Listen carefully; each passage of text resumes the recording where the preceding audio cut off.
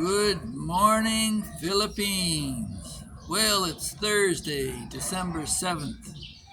Here in the garden, starting a little later.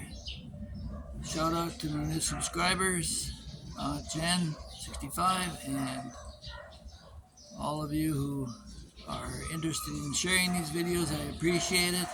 Spread the word. You can get information out there to fellow Canadians and expatriates around the world who are interested maybe in having a look at this country.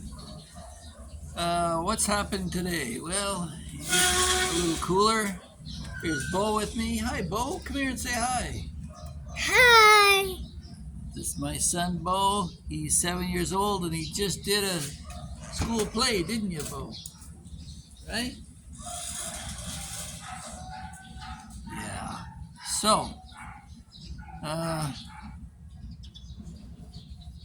I I take issue with some who were attacking us old timers, saying that our Philippine wives couldn't possibly be in love with us, that there's nothing attractive about us. First of all, let me explain something.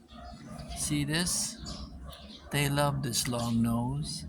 They love these blue eyes. They love this pale skin. They love my tall demeanor. And they like my maturity. That's it in a nutshell, guys. It's got nothing to do with how much money we have. Um, it's about stability. A woman wants to be protected, and a senior guy who's settled in life can do that much better than some young kid sowing his wild oats. And that's the last I'm going to say on the matter. Now, what are the Philippine people really like? To understand any people, you have to understand their history.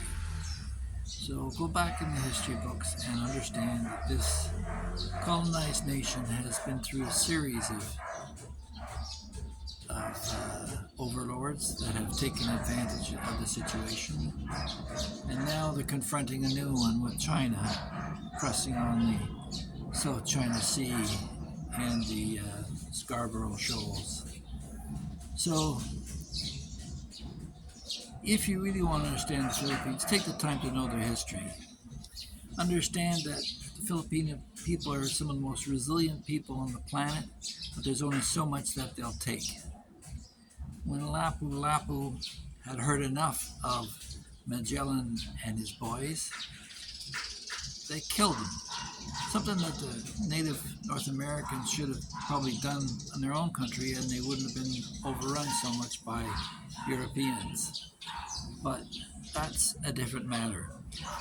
I will say this, that the Philippine archipelago has a number of different languages spoken here, not just English or Tagalog or Visayan. There's Waray, there's Iloan, there's a whole bunch of different languages. They're used to trading island to island for centuries, for millennia. The original Visayans, or the people from Leyte, are said to come from Taiwan. So there's a connection there. So they're very tolerant trading and accepting people. When you understand that, you'll understand their mentality a bit more. They'll take more, they'll tolerate more. They'll tolerate a noisy dog, a noisy neighbor, a noisy rooster, and all that stuff, and just say, oh, whatever, that's who they are. Whereas that'll set off the trigger on a Westerner. You come here, you expect it to be noisy. Kids are noisy. Over half the population here is under 30. So they're gonna, if you were ever under 30, you cranked your stereo up, you had a noisy dog, you made a racket, and you thought that was normal. We'll say one thing about the Filipino people: they respect their elders. They want to preserve that culture. And being a foreigner coming here, I'm amazed. I go to a bank and it's lunch hour, and people are quickly going out to do their banking during their lunch hour, during their working day. And they step aside and say, "Oh, Paul, here, you go ahead. You're senior, you go ahead, sir." I go, "No, no, no, no, no. I'm not working, I'm retired. You're working. You get in there. You got to get back to work. I can wait. I'm retired." And they smile, but they still insist. "Go ahead, go ahead." And usually I don't, unless it's some unusual circumstance where I know that they're not in a hurry themselves. So you'll see that all the time. They'll bend over backwards for the senior. And you'll see case after case of the Filipino people helping the Westerner, not the other way around. There's a number of, I would just basically call them homeless bums that come here in their last dime, and they end up being supported by Filipino families who take them in. You walk down a beach and there's a Filipino family eating lunch. They're happy to call you in to have something to eat. They're happy to share. And the cynical West, they only hear from the scammers who are basically groomed by what would you call them, snake pits in Manila, where they try to find the most corrupt people in the country who would be willing to go along with some kind of scam. But the average Filipino wants nothing to do with that. They want to help you out, not the other way around. So would I recommend a relationship with a Filipino? Absolutely. I've been through relationships with women in the West, and there's not the level of loyalty that you get here in the Philippines.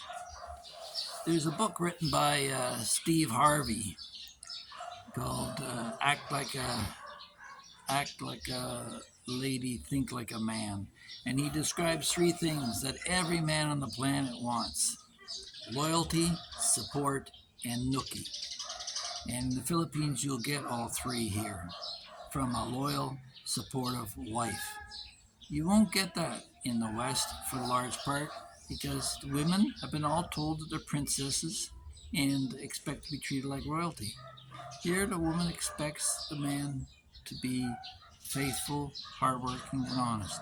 And in return for that, she'll give him all the treasures that she has within her character and personality. So don't be fooled by those who would say that the Filipino is a scammer. That's just not so. In fact, my experience has been it's the exact opposite. It's the Westerner who's been scamming the Filipino. I don't know why they're not more angry about it. I mean, there's 250,000 half-breed children from American and Australian GIs from Clark Air Force Base and other bases in the Philippines. I don't know why the Philippine government would ever invite the Americans back to open more bases again after the past experience of having all these illegitimate children being a burden to their country. But I'm not going to interfere with the Philippines' decisions. That's for them to do, and you don't do it either. When you come here, the Philippine land is for Filipinos. The Philippine government is for Filipinos. If they decide they're going to execute their drug dealers, God bless them and let them do what they got to do. It's their country. It's not yours. You don't interfere. And I suggest you might want to look at cleaning up your own backyard if you're thinking of criticizing this country. The future is here. The future is in the Philippines. And I would suggest to any Filipino who's gone abroad to look for work to try and look at focusing on opening up an enterprise here in the Philippines, because this is where it's going to be. I brought my family to Canada from the Philippines to check it out. And it opened my eyes too. The woke culture, the rising crime, the increasingly feeble workforce, in that they rely on foreign workers because the working population of their own is retiring,